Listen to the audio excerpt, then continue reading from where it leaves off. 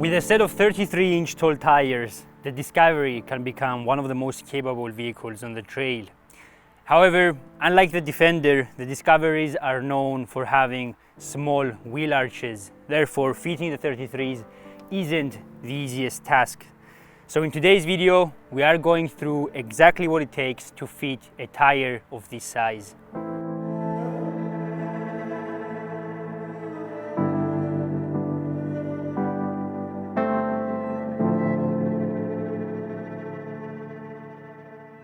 So what does it take to fit 33s on a Discovery?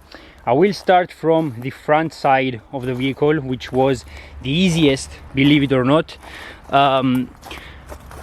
Over here, all I needed to do was trim from here down to there. I didn't trim much. I can't remember exactly what the amount of trimming I did was, but it wasn't much.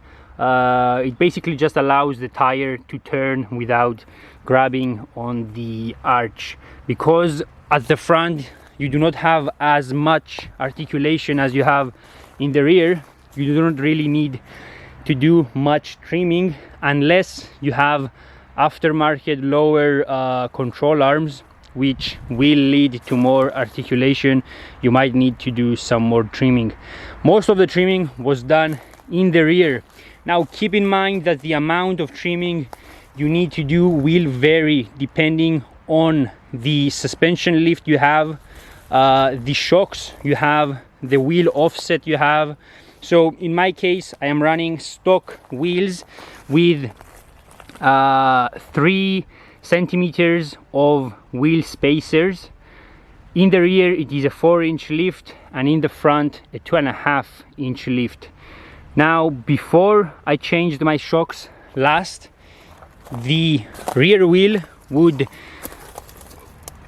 grab the door just barely. Now with the new shocks, which are longer, because I wanted some more wheel articulation out of the rear, the tire will go much further to the rear than it used to. So now I have no issue with the door, but I am grabbing on the inner arch, so I will have to do something about that.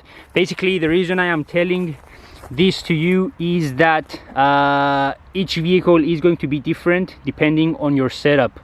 Now each side of the vehicle is also different.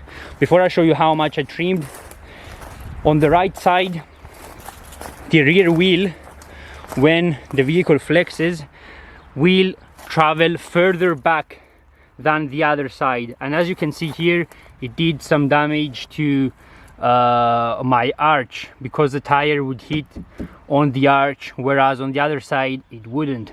Now this happens because this is an old Land Rover. They are not perfectly straight, but even on a car like a Land Cruiser this can happen. In fact, on my Land Cruiser, the slightly bigger tires will rub on one side and will not rub on the other side.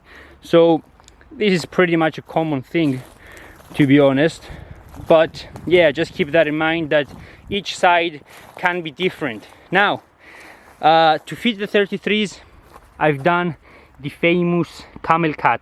The camel cut basically comes from the Camel Trophy era, when Land Rover used to send the Discoveries to do the camel cut, and because they fitted some slightly taller tires, they trimmed the arches from basically up here down to here in a relatively straight line, and so this cut got its name as the camel cut.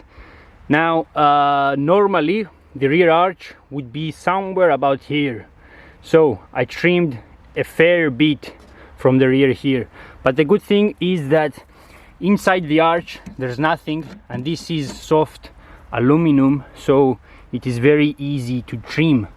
Now, as I said, I do get some rubbing in here, but this panel can be unbolted, which is what I love about Discoveries and Land Rovers. You can pretty much remove anything you want, and I am planning on removing it and straightening out this bend to hopefully make some room for the tires. Now just so you can get a better idea of how everything looks when the suspension is all flexed up, I am going to go to a little spot nearby and use the travel of the suspension so you can see what is going on with the tires and the wheel arches.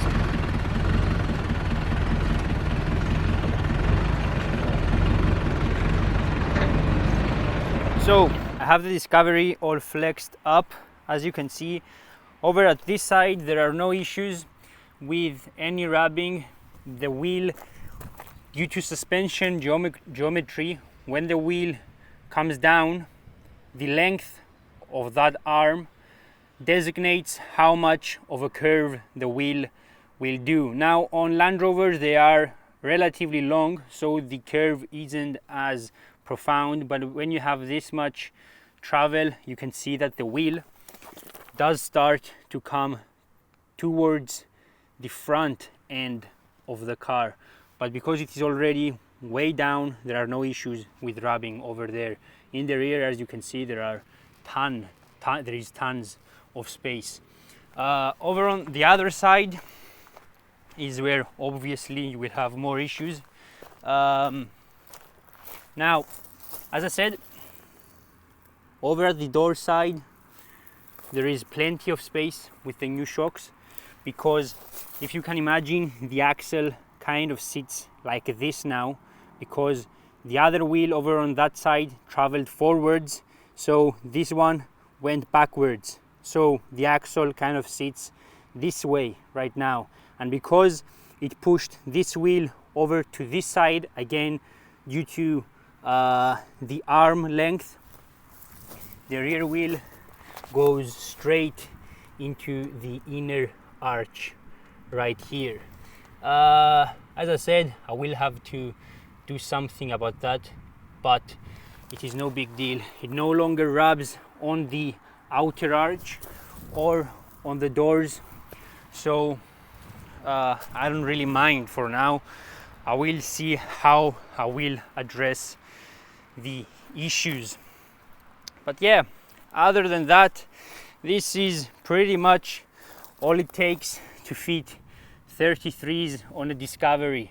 If you have a look around on the forums, they will say it is very difficult to do, but I say if you love this kind of stuff and you have the time to mess around, it is not that big of a deal.